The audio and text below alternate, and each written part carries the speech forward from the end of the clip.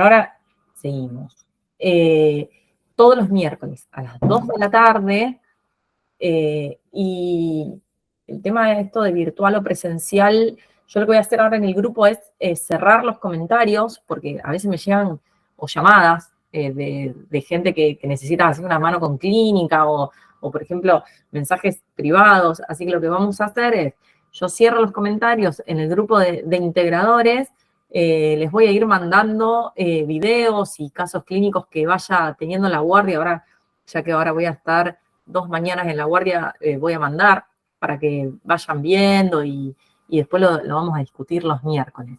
El tema de presencial y virtual, a mí personalmente siempre me gusta más lo presencial, sinceramente, pero no junto a la gente que junto virtual.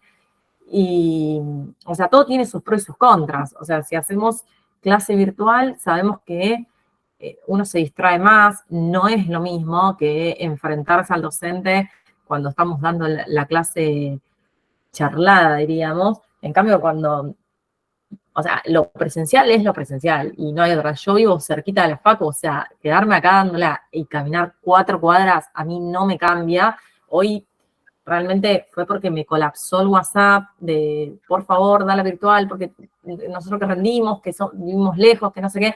Entonces, como que hice una consideración, pero como que siento como que no es difícil conformar a todos. Sí que la participación virtual es mucho mayor, o sea, es real. O sea, estamos teniendo 75 personas y votaron como 100 y pico. Así que bueno, no sé, si no hacemos una virtual, una presencial, una virtual, una presencial, como para... Hacemos cada 15 días presencial y cada 15 días virtual, pero lo vamos a hacer todos los miércoles, ¿sí? Así también rinde un poquito más para ustedes. ¿Alguna duda? Ahora eso lo voy a comunicar después en el grupo y cierro los comentarios. ¿Alguno que sea la primera vez que me escucha en un integrador? Yo, profe, la primera vez. Yo también. Bueno, ¿cuál es la Yo idea? también. Bárbaro. Entonces, ¿cuál es la idea del integrador? La idea del integrador es, yo les traigo casos clínicos reales, ¿sí? Y los planteamos y los resolvemos acá, entre todos nosotros. ¿Por qué el integrador? O sea, ¿por qué hacemos esto? Esto no es obligatorio, o sea, estas son clases voluntarias. Hacemos esto porque lo que estuvimos viendo era que tenían bastantes déficits a la hora de rendir. Ustedes cuando rinden saben muy bien los comentarios, o sea, todos los contenidos lo saben perfecto, dónde estudian, pero después a la hora de resolver un caso clínico es ahí donde se traban o les cuesta entrar en el caso clínico, ¿sí? E ir abordándolo, qué digo, qué no digo, cómo lo digo. Y obviamente esto es un paso previo. Yo era docente de la práctica final y veía muchas falencias en eso, es para que ustedes ingresen a la práctica final, obviamente con mucha más herramienta que las que ingresaban antes, ¿sí? Por ahora, miércoles, 2 de la tarde, de acá hasta las vacaciones de invierno, por ahora, después veremos, yo les voy a ir informando y, no sé, déjenme pensar esto de virtual presencial, porque realmente tengo millones de opiniones, así que a mí me da lo mismo. Vamos a arrancar. A ver. Les voy a presentar, les preparé así una diapositiva de un caso clínico que es real. Las imágenes no las saqué de internet, pero más o menos para que entendamos un poquito cómo afrontar a estos pacientes.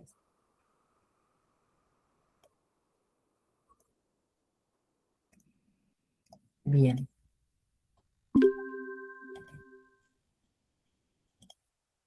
¿Ahí lo ven? Sí, ¿sabes? Sí, profe. Perfecto, bueno, caso clínico, paciente masculino, 70 años, como antecedentes de jerarquía es hipertenso, en tratamiento con valsartán, 80 miligramos día, que ingresa a la guardia, traído por el servicio de emergencias, ¿sí? Lo trae la ambulancia a la guardia por un deterioro del sensorio. ¿Qué nos dice la familia? Que lo notaron así, que fueron a la casa y que lo encontraron bastante deteriorado y que ellos no lo habían visto así. Lo único que saben es que hacía 48 horas que tenía fiebre, ¿sí? Por eso esto está bueno en los presenciales, que no tengo que hacer todo esto. Bueno, vamos a la discusión. O sea, 70 años, paciente hipertenso nada más, que lo encuentran en la casa así, con este deterioro del sensorio. ¿Qué les gustaría saber? ¿Qué está bueno saber?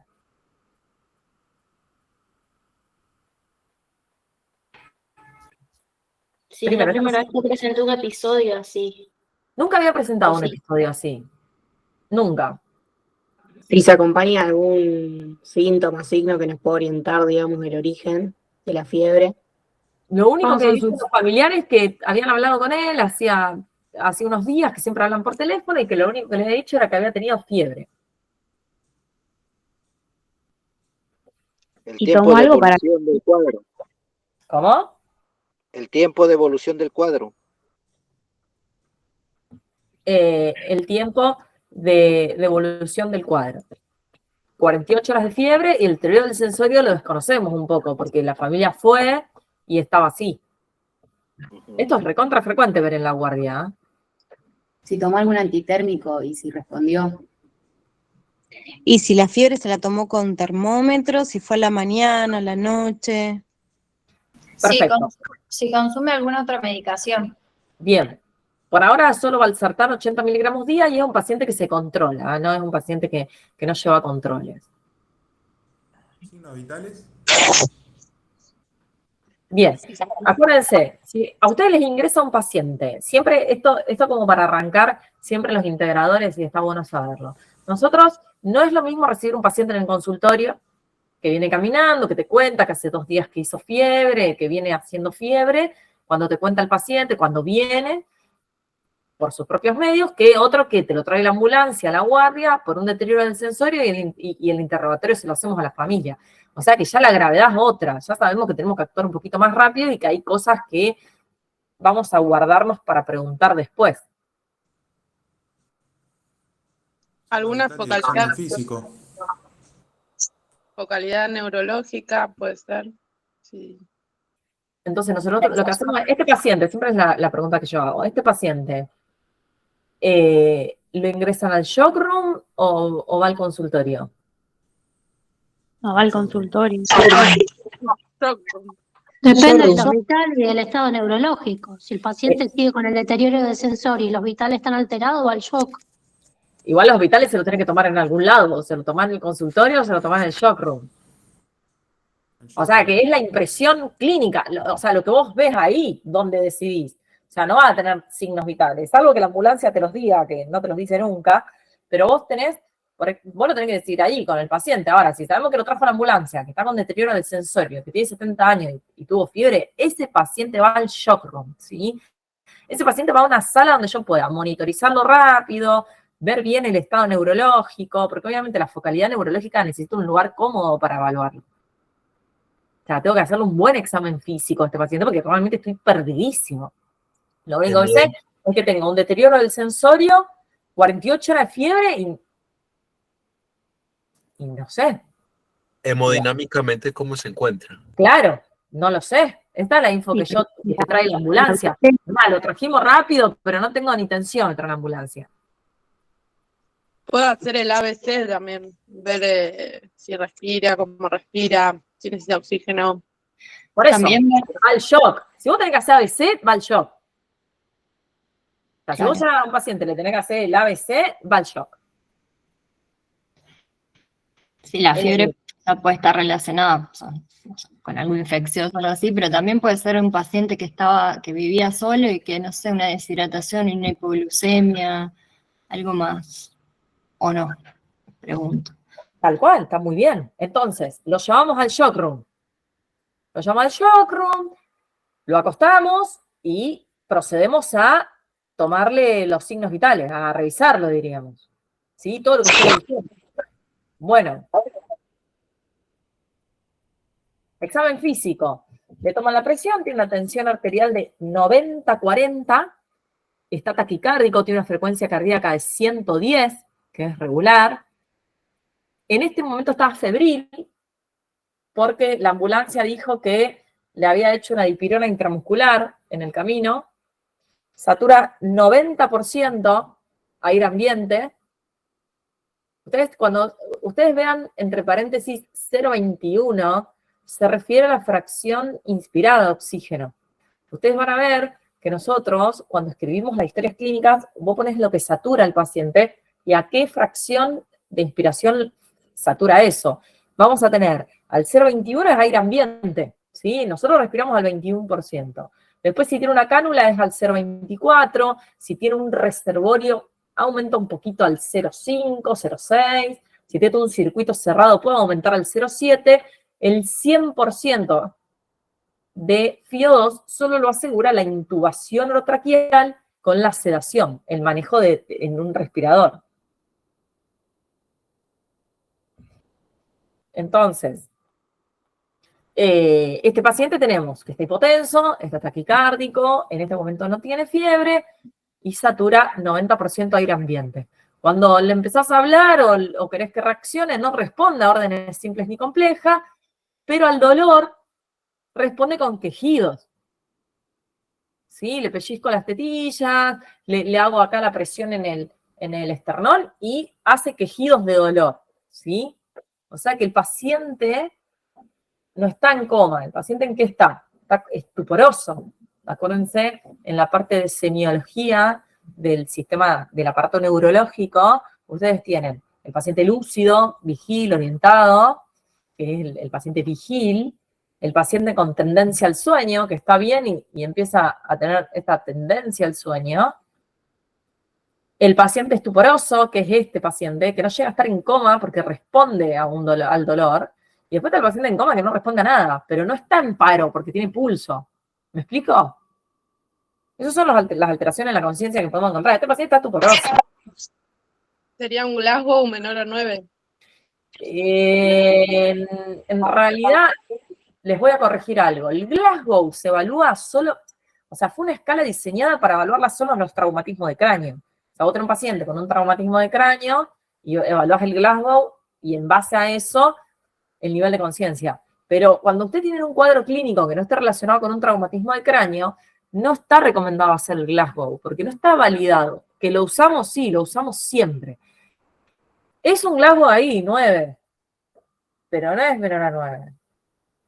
Nos faltan un poquito de datos para saber bien el Glasgow, pero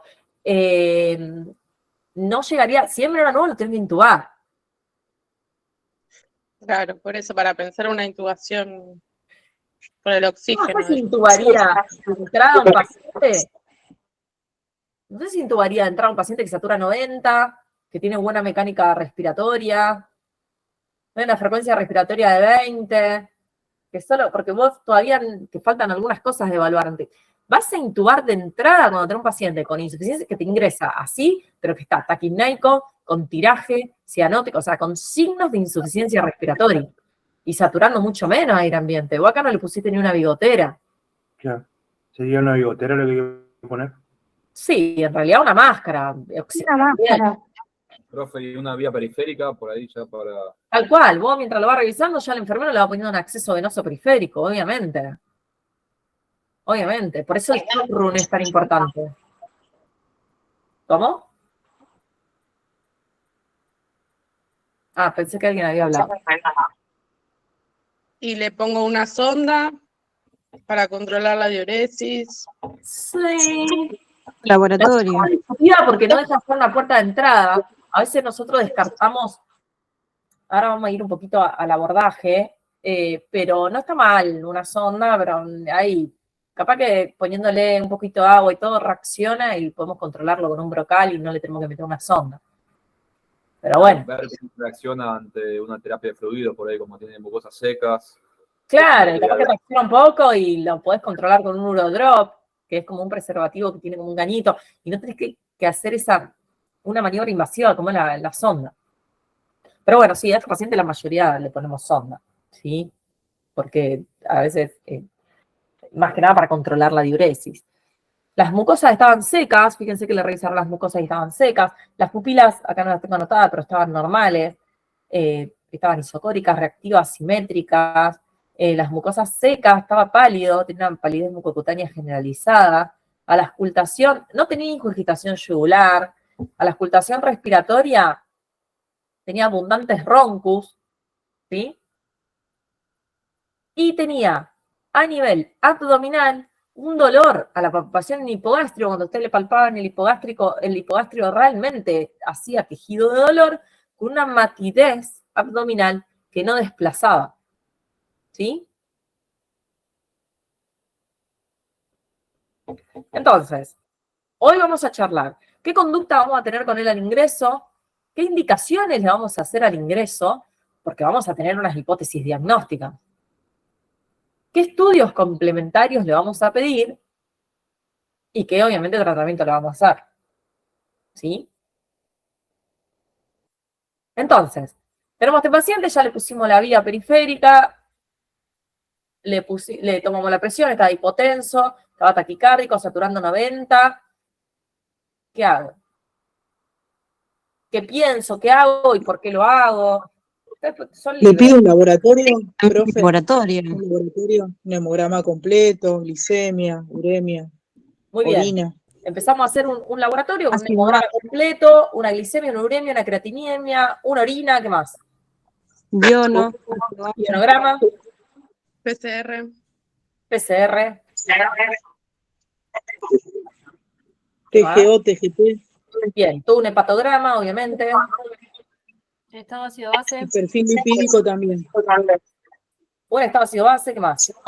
El estado Perfil lipídico. ¿En sangre arterial o sangre venosa? El ácido base,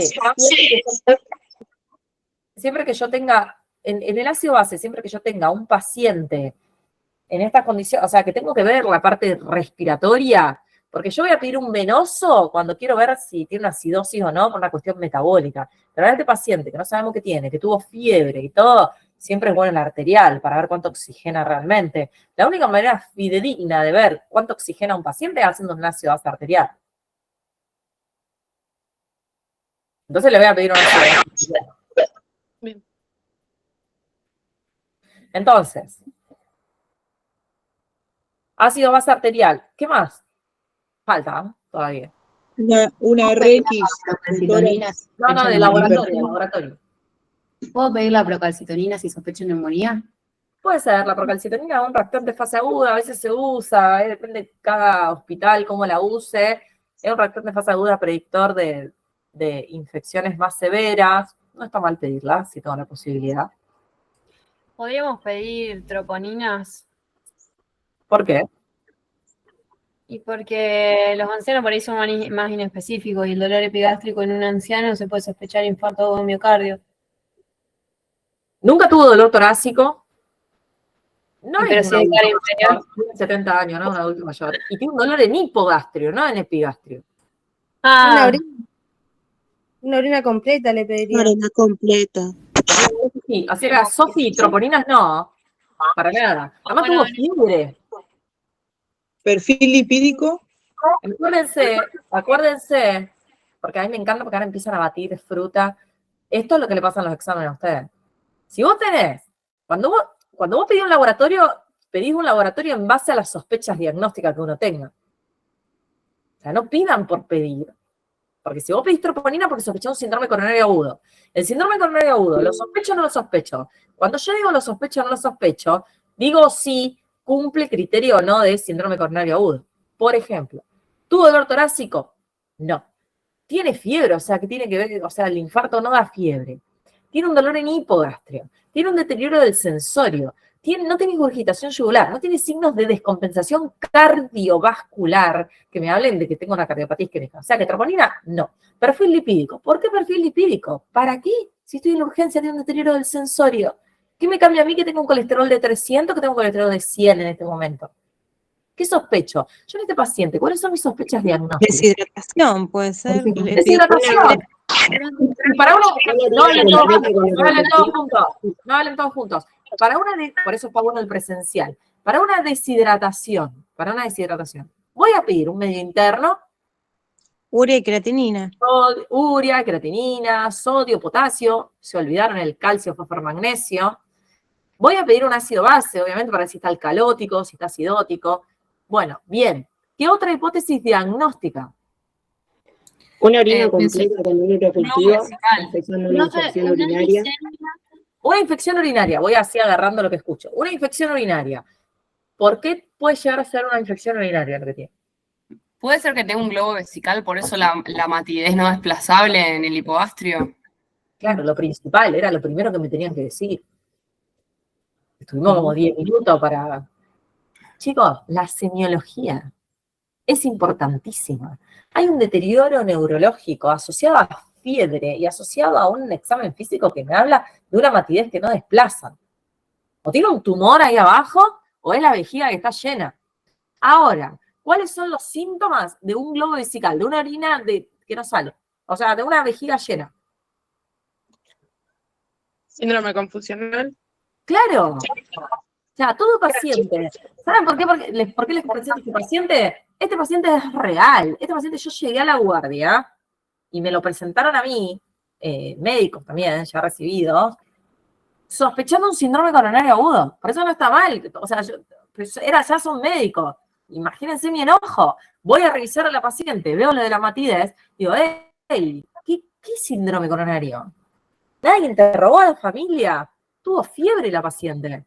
Tuvo fiebre. Tiene un globo vesical. Tiene clínica de un globo vesical. ¿Qué hago entonces? Pongo una sonda. No tampoco sobre cómo es su micción y catarsis. No sabemos nada. Ahora, sabemos que hay una clínica, hay una semiología. El cuerpo nos está expresando algo. Nos está expresando que hay fiebre y hay un globo vesical. Y hay un síndrome confusional. O sea, hay un deterioro del sensorio. Entonces, eso, voy poniendo la sonda. ¿Y qué otras causas? Infección urinaria, obviamente. Un globo vesical con esta alteración del sensor y fiebre es infección urinaria tranquilamente. ¿Y qué otro diagnóstico sospecha en este paciente? Hiperplasia prostática. Cirugía prostática. Sí, prostatitis, que el paciente tenga una enfermedad de base como una hipertrofia prostática y que se haya infectado. Infectado está, tiene fiebre, o sea, algo tiene. ¿Qué otro diagnóstico? Sepsis. Obvio. El primero que me tenían que decir, la sepsis. Todo paciente, este es el objetivo de este integrador, que se vayan sabiendo lo que es la sepsis. Todo paciente con fiebre o con signos de infección, que tenga alguna alteración neurológica, desde tendencia al sueño, confusión o estupor, es sepsis hasta que se demuestre lo contrario. Hay un score que se llama Quick SOFA, que se hace a través de la clínica, que lo van a leer en las guías de sepsis, que ¿qué te dice? Que con un deterioro del sensorio, o sea, con una tendencia al sueño, sumado a algún foco neurológico, a algún foco infeccioso, hay que sospechar sepsis. O sea, yo la sepsis la sospecho. ¿Y sepsis secundario a qué? ¿A una infección? ¿A qué infección? A una infección urinaria parecería, porque tiene ahí un globo vesical. ¿O a qué más? ¿Qué semiología respiratoria tiene? Tiene muchos broncos, entonces puede tener una neumonía tranquilamente. Puede tener una neumonía tranquilamente. Miren todos los diagnósticos que tenemos. Un montón.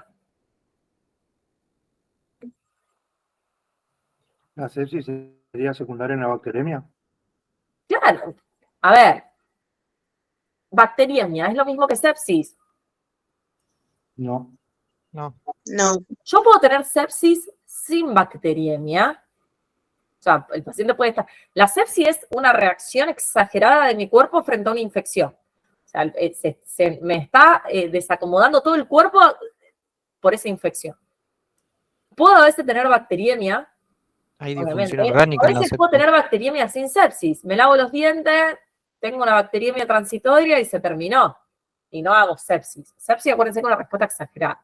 Y que tiene sus características. El paciente tiene que estar taquicárdico, febril, tiene que tener esta tendencia al sueño. Obviamente, la sepsis tiene su evolución. La sepsis es la principal causa de muerte infecciosa, la principal causa de muerte, ¿eh? Entonces nosotros, cuando sospechamos de entrada una sepsis, ya la tenemos que empezar a tratar para disminuir la morbimortalidad. por esa sepsis. ¿Sí? Hay diferentes parámetros del cuerpo y del laboratorio que a mí me van a decir dónde estoy parado. ¿Sí? Si este paciente está grave, si se va a agravar, si ya lo tengo que pasar a terapia. ¿Ustedes saben cuáles son esos parámetros? Según el Hoy dijo Christopher, una no. chica la procalcitonina. No, no son valores de procalcitonina, no. Para nada. No, La procalcitonina lo que te da, Julia me parece que son los culturistas. por ejemplo, yo digo, este paciente está séptico. Está No es lo mismo hipotenso. una sepsis leve, una sepsis que la agarro rápido, que una sepsis grave. La sepsis grave ya hay daño de órgano blanco por esa infección. Por eso yo le pido el laboratorio. Este paciente entra con un deterioro del sensor y con fiebre. Sospecho sepsis. Lo primero que tengo que hacer es una cuchet, hacerle la glicemia capilar, porque a veces la sepsis da hipoglicemia. Entonces el paciente, tengo que sí o sí, antes de entrar al laboratorio, ver cómo le dio la cuchet. Ponele que este paciente tenía una buena glicemia, tenía 180 de glicemia. A 200 está perfecto. Ah, bueno, paren que aviso porque así los aceptan.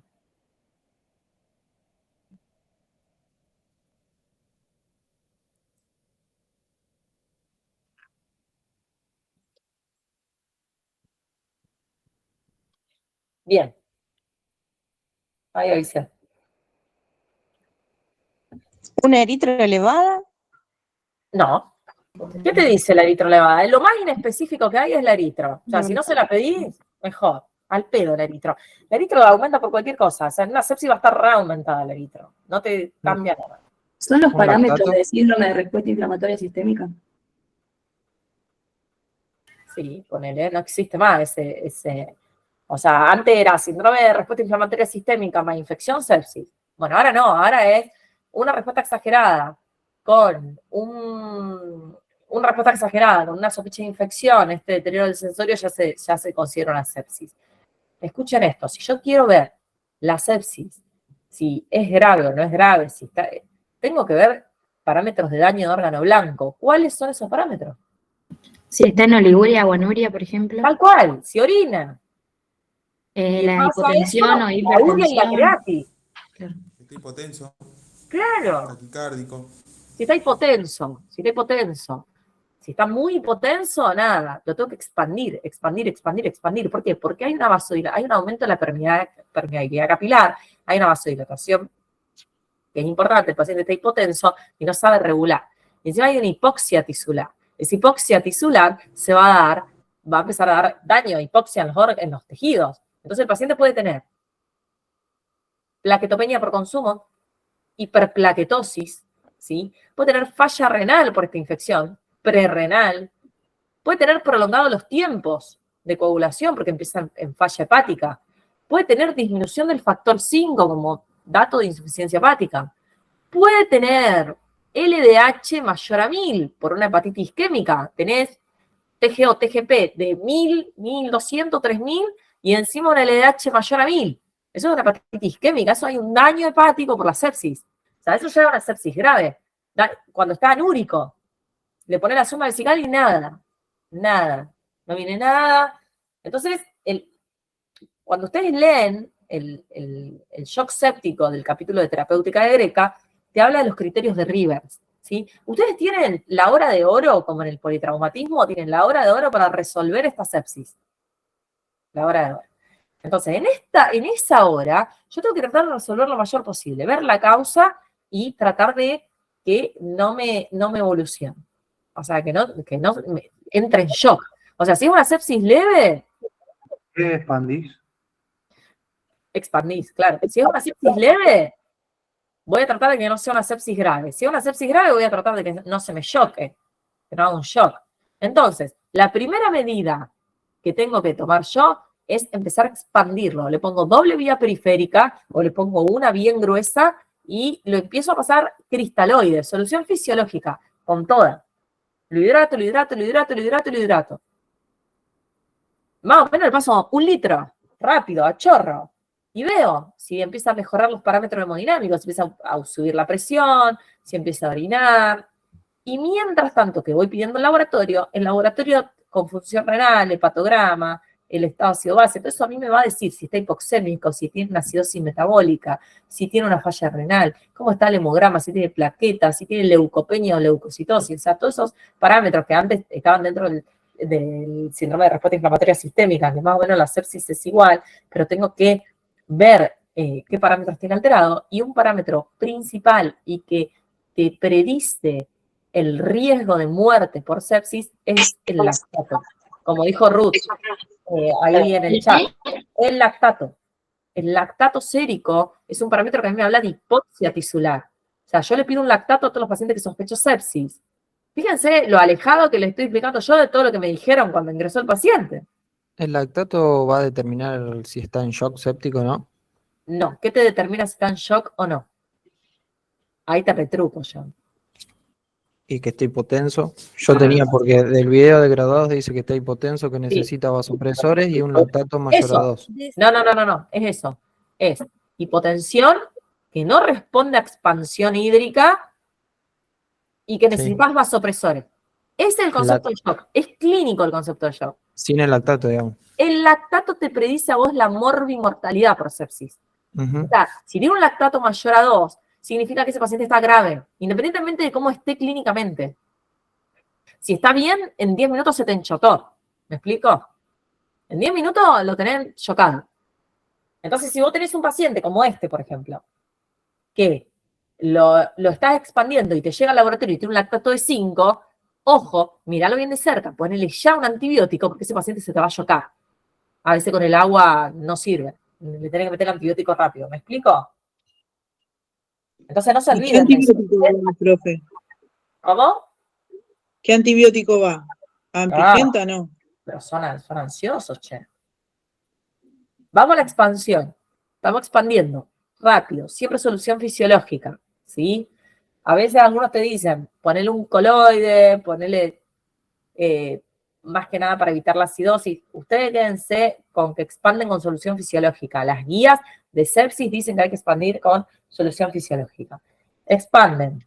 Ponen la sonda. Este paciente tenía un globo vesical, por lo cual hay que poner una sonda y de a poquito ir cortándola, ir haciendo un débito lento cuando un paciente tiene un globo vesical, porque si vos vacías toda esa cantidad de orina en un ratito, o sea, rápido, lo que hace es tener un riesgo de hemorragia. A veces lesionás la vejiga. Te la vas cortando y vas sacando.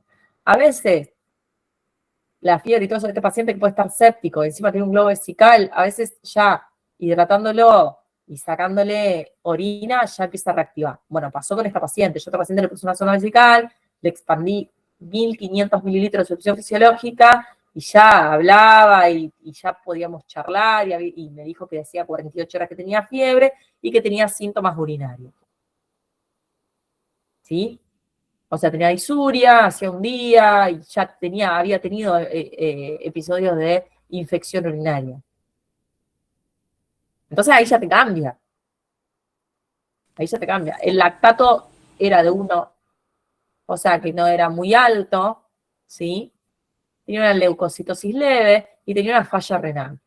No tanto, tenía 1,8 de creatinina, pero después con la hidratación y la sonda mejoró un montón. Entonces ahí ya te cambia el abordaje del globo vesical, porque tenés que ser semiólogo, revisar bien al paciente y darte cuenta que ese paciente no orina y por algo es amatidez no desplazable. Por eso se la tiré la de la amatidez no desplazable, que tanto hinchan en tercer año, pero después no me la aplican. Que desplazable, que no desplazable. Entonces yo trato de ir echándole a ustedes conceptos de semiología para que sean más astutos a la hora de revisar. Este paciente tenía pupilas. Cuando vos te entra un paciente con deterioro del sensorio, si tiene fiebre, obviamente pensar en sepsis, pero si no tiene fiebre, podés pensar en todos los diagnósticos diferenciales cuando ustedes estudian en el coma. Intoxicación, entonces ver las pupilas, si están midriáticas, si están mióticas, si están reactivas, ácido hemorrágico, ¿sí? Y trastornos metabólicos como hipocalcemia, hipoglicemia, hiperpotasemia, o sea, hipopotasemia también. O sea, entonces, ustedes se tienen que ubicar. Te ingresa el paciente, ¿sí? Te ingresa con un deterioro del sensorio. Si tiene fiebre, sepsis, y dentro de la sepsis veo los focos probables. Casi siempre urinario y pulmonar, Y acuérdense el tema de la meningitis. O sea, si el paciente tiene signos meningios o no le encuentran un foco, hay que hacerle una punción lumbar. Mientras le vas haciendo en el laboratorio, que lo vas hidratando y le pusiste la sonda y todo, tienen que sacar los cultivos. O sea, hemocultivos sí o sí por 2, salvo que sospechen endocarditis infecciosa, que tenga un soplo, que tenga fiebre hace 10 días, le haces 3 pares de hemocultivos, si no le haces 2 solos, o sea, le haces un par de hemocultivo, le haces urocultivo, si tiene una lesión purulenta se la drenás y le haces el cultivo también. Sí, Ingrid. Profe, una consulta con el hemocultivo. Cuando tenemos un paciente que lo vemos que puede llegar a ser un shock séptico y le tenemos que tomar el hemocultivo y también ponerle antibiótico rápidamente, ¿le ponemos antibiótico y después le sacamos el hemocultivo o es simultáneo? Y nosotros hacemos siempre el hemocultivo primero y después le hacemos los antibióticos, porque somos muchas personas y lo podemos hacer. O sea, Pero saldría alterado, por ejemplo, si la enfermera le pasa el antibiótico y después en unos 20 minutos, 15 minutos se les no, muy raro que sea alterado. Nada, muy raro. Después también está en eso de la bibliografía, que dice que durante el pico de fiebre es mejor hacer un cultivo. No está muy comprobado eso, hay que tratar de hacerlo. Hacerlo lo tenés que hacer. ¿Sí? O sea, este paciente se va a internar, obvio. Ahora, este paciente no lo vamos a intubar, porque poniendo el oxígeno y todo, si mejora y ya expandiéndolo hídricamente y evacuando toda esa orina que tenía, que le daba el síndrome confusional, mejoró. Vieron que la intubación, o sea, la intubación rápida es en estos pacientes que entran con insuficiencia respiratoria azul, que vos decís, ya está, o sea, este no necesita agua, necesita un tubo dentro de la boca para que lo ayude a respirar. Pero acuérdense de eso, paciente que viene por coma o por deterioro del sensorio, en el contexto que no tenga fiebre, voy a pensar todas las otras causas de coma. El paciente que viene con fiebre y deterioro del sensorio es sepsis hasta que se demuestre lo contrario. Y la sepsis es esto. O sea, ¿cuál es la función de ustedes en la sepsis? La función de ustedes en la sepsis es, primero sospecharla, después ver dónde están parados. Si es una sepsis más o menos que todavía no arrancó, no se prendió fuego, diríamos. O sea, la voy hidratando y le pido el lactato y le pido todos los parámetros del laboratorio para ver si es una sepsis grave. Y obviamente ver todos los parámetros después de la expansión, porque si después de la expansión hídrica sigue hipotenso, sigue taquicárdico y sigue con ese deterioro del sensorio, ese paciente ya está para ser inotrópicos. El inotrópico que nosotros usamos es la noradrenalina, que es un vasodilatador renal, cardiovascular, que no es arritmogénica, ¿sí? Y las guías te dicen que la noradrenalina es la mejor para el shock séptico. ¿Se entendió?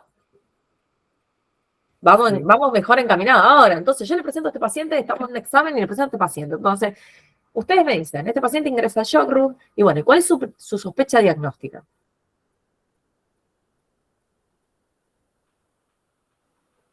Una sepsis.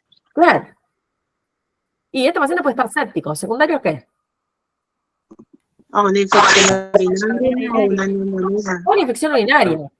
Entonces, bueno, ahí ya está, empezaste el examen recontra bien, ya está. Ahí ya te relajaste porque ya el docente se relajó. Ahora, si vos entras al examen y decís, este paciente puede tener un infarto, este paciente puede tener un ACV, este paciente, y te olvidaste de la fiebre, y te olvidaste de la matidez, y ahí ya lo arrancás también.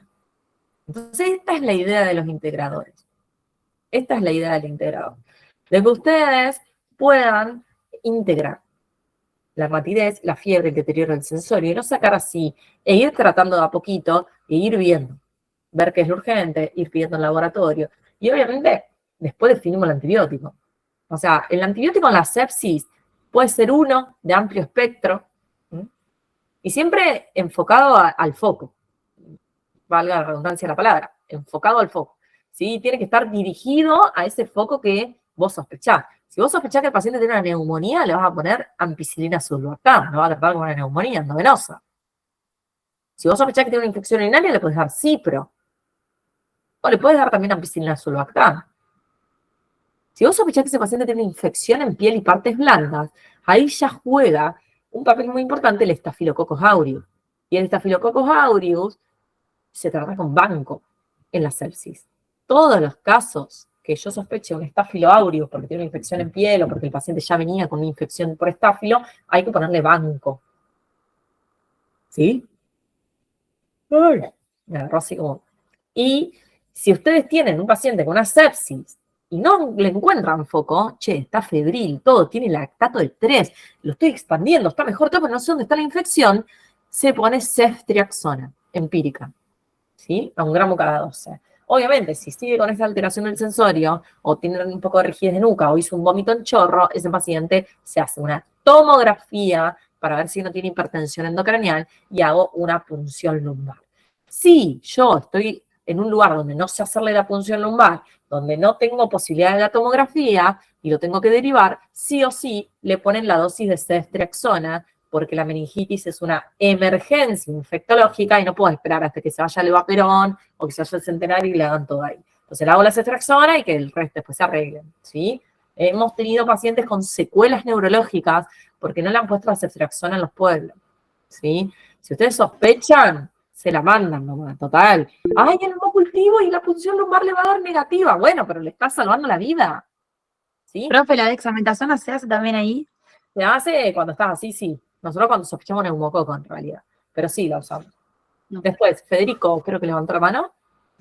No, Francisco, pero iba a hacer la misma pregunta. Sí, decime, Francisco. No, ella iba a hacer la misma pregunta de las chicas, si empezaba corticoides. Después otro levantó la mano, no sé quién. Yo quería hacer una pregunta. En la sepsis de origen por infección urinaria, ¿no se podrían dar carbapenémicos?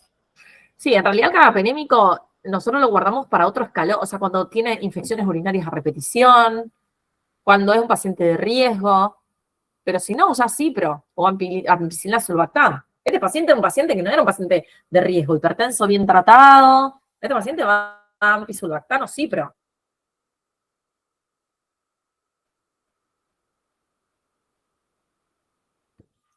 La droga de elección para el tracto urinario es ciprofloxacina, doctora. Sí, ceftriaxona también, está mal. Ajá. Hay mucha resistencia de cipro. Entonces depende del hospital donde trabajes. Nosotros usamos mucho la ceftriaxona porque en la cipro hay mucha resistencia. Pero eso depende. Ampicilbactam también usamos un montón.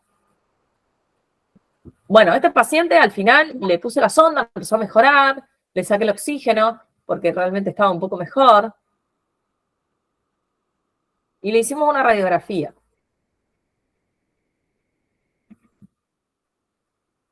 Vale. ¿Qué ven en esa radiografía?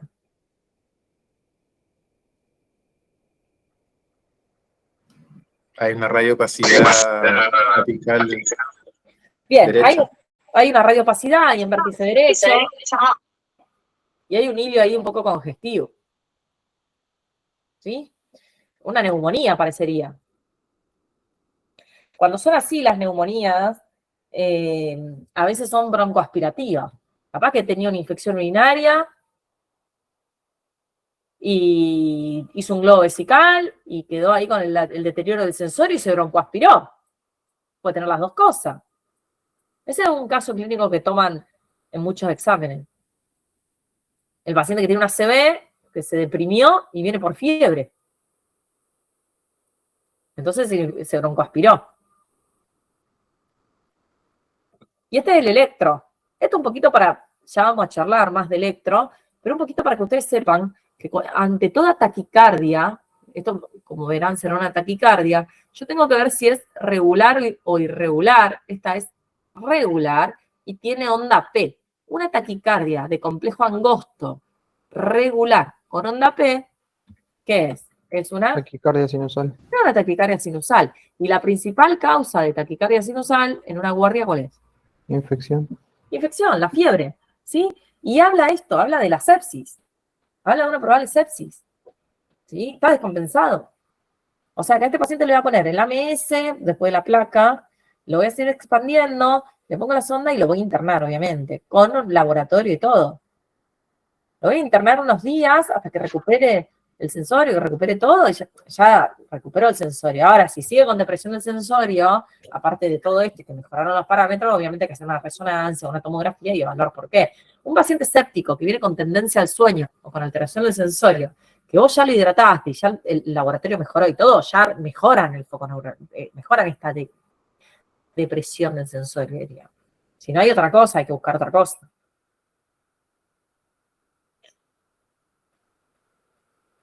bien. ¿Se entendió? ¿Cómo es Sí. el abordaje? Te viene un paciente, lo llevo al shock, lo voy evaluando, hago las hipótesis diagnósticas. Más hipótesis diagnóstica tenga, más estudio tengo que pedir. Más al horno estoy para rendir y para atender. Ahora, si yo soy escueto en lo que son las hipótesis diagnósticas, apunto a eso y voy tratando eso. La hipótesis diagnóstica de la más grave a la más leve.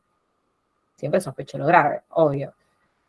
Y bueno, y esta es la idea de los integradores. Duran así, entre 45 y 1 hora, siempre dependiendo de las preguntas de ustedes, dependiendo de los casos. La semana que viene, yo ahora voy a hacer el comunicado en el grupo, vamos a seguir con los integradores de manera presencial, virtual, hasta que veremos, hasta que vea si doy otra cosa o sigo con los integradores, pero por ahora van a seguir, no es que no van a seguir. Entonces, hacemos todos los miércoles a las 2 de la tarde y uno virtual, uno presencial, uno virtual, uno presencial, así conforma a todos. Y digan, bueno, manos levantadas, Alexia. Yo quería saber si le bajamos la fiebre, le seguimos con la dipirona, si le ponemos corticoides también a este paciente. No, corticoides, ¿por qué no? Los corticoides en la sepsis solo se usan cuando el paciente sigue hipotenso, está en shock, por ejemplo. Y vos le pusiste los inotrópicos, todo, y sigue hipotenso, no le podés sacar los inotrópicos. Y viene mejorando. Ahí sospechaba una insuficiencia suprarrenal, y ahí le pones el corticoide. Si no, el corticoide no va. No tiene indicación el corticoide, no. Y después, ¿qué otra pregunta? Lo del corticoide. Y lo de la fiebre, le pones dipirona cuando hace fiebre. Si no, no. Bien, gracias. Ingrid. Profe, consulta. ¿No se podría hacer cuando lo hagas presencial también virtual? Así como han hecho en algunas Depende del clases. salón, depende del salón, es un lío hacerlo así, porque ya lo he tratado de hacer y no se ve el PowerPoint, se pueden escuchar mi voz nada más, y es medio, pero bueno, trataremos, obvio. ¿Paulo? ¿Para qué? Estaba en silencio. ¿Te puedo hacer una pregunta sobre viste que vos dijiste que le poníamos inotrópicos, y dijiste Sí. la noradrenalina? ¿A cuánto se pasa y qué velocidad? En realidad lo hacemos así, nosotros, depende porque las ampollas vienen diferentes, pero nosotros usamos 4 ampollitas de noradrenalina, la pasamos con bomba, a través de una bomba de infusión continua, y lo vas a pasar según obviamente la presión arterial del paciente. Hay tablas que te dicen, nosotros las tenemos ahí pegadas, que nos dicen, depende del peso del paciente y el estado hemodinámico, vamos variando. Yo siempre le pongo 7 mililitros hora y voy subiendo en base o bajando en base a la presión arterial. Como actúa rápido, vos cada 3, 4 minutos vas tomando la presión y lo vas regulando. Claro, yo tenía anotado esos 7 mililitros por. Sí, 7, pero a veces tenemos pacientes a 30. ¿Y qué? ¿Le tenés que tomar la TA o sea, al lado del paciente tenés que estar durante Al todo el lado del tiempo? paciente, salvo que esté en terapia intensiva, que tienen todos los monitores, las alarmas y todo, pero tenés que estar al lado del paciente. Por eso están los de práctica final y todo, que siempre me dan una mano. Vale, muchas gracias. Cuando tengo una sepsis las voy a mandar al grupo. Que es frecuente ver, es re frecuente ver sepsis. Y otra ¿Alguna consulta, duda perdón, antes que te cortes. Lo del lactato. Viste que vos dijiste que predice la mortalidad. ¿Cómo Sí. eso? ¿Más de cuánto? Es así, vos sabés que el lactato se genera cuando hay hipoxia tisular. Hay hipoxia y la misma zona empieza a generar lactato. Lo normal es que vos tengas menor a 1 en lactato. Mayor a 2 significa que hay mucha hipoxia tisular, o sea que esa sepsis se te está agravando porque hay mucha hipoxia. Mayor a 2 te predice, a vos te dice que ese paciente puede morir o puede quedar con muchas morbilidades por la sepsis. O sea, se puede chocar. Claro, gracias. Porque a veces el paciente está re bien y tiene un lactato de 4. Entonces ahí no te le tenés que despegar. Lo tenés que llevar al shock, le tenés que hidratar, lo tenés que controlar la diuresis y ponerle un buen antibiótico para después controlar el lactato a ver si bajó. ¿Y te guías por el Quick Sofa o por los criterios de River? Eso? No, en realidad el Quick Sofa es algo que vos usás, apenas lo ves al paciente, es el Quick Sofa, es un score que se usa más que nada para sospecha clínica. Los criterios de River son cómo vos tenés que actuar. Te dice, che, actúa tratar de actuar en 1 hora y que cumpla todos estos criterios. Si vos lográs descender la saturación venosa de oxígeno, si lográs mejorar el lactato y lográs mejorar los parámetros hemodinámicos dentro de la primera hora, ese paciente no se te va a morir por sepsis, es raro. Y el SOFA es el score que se hace que ya tiene en cuenta los parámetros del laboratorio. Y ese te predice de una manera más específica la morbimortalidad por sepsis. Muchas gracias. Y después el antibiótico es ceftriaxona, que uso para ceftriaxona con X, no con Z, que utilizo por las dudas si hubo un error de tipeo, que se utiliza para el foco de la sepsis cuando no lo tengo. Y la noradrenalina con vasopresina, no, solo noradrenalina. No, vasopresina no. Solo la nora, que es el inotrópico.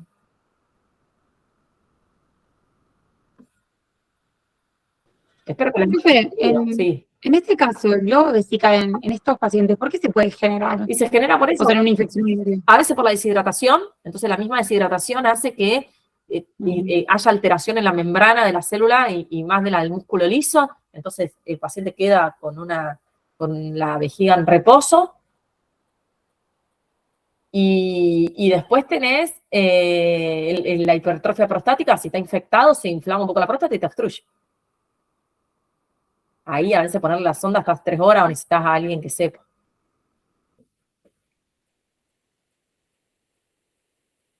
¿Se puede hacer una punción?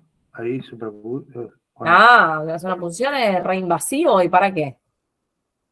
Eso iba a No, a preguntar. ver, si no tenés cómo evacuar si vos le Claro, en pusiste ese caso. una sonda, vino el urólogo, nadie le puede poner la sonda, sí, se hace una punción suprapúbica y se evacúa la vejiga.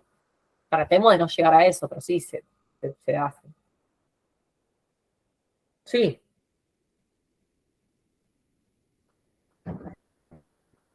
¿Alguien iba a hablar o no? Yo que iba a hacer la misma pregunta del compañero, si no se puede evacuar con la sonda, la siguiente opción sería la punción o hay un La talla vesical se llama, que se punza por encima del pubis, pero eso lo hacen los cirujanos, chicos. Se punza y se pone una sonda. Ahí. Y se evacúa. Eso lo hacen los cirujanos, se anestesia un poco al paciente. Cuando usted tiene hipertrofia prostática hay que tratar de meter una sonda gruesa, no finita, porque la sonda gruesa empuja mejor a la próstata, entonces te es más fácil. Siempre uno dice, ay, no, le pongo una finita porque tiene grande la próstata, pero la finita, al estar grande la próstata, como que se te enrolla, vuelve. En cambio, la gruesa golpea y empuja.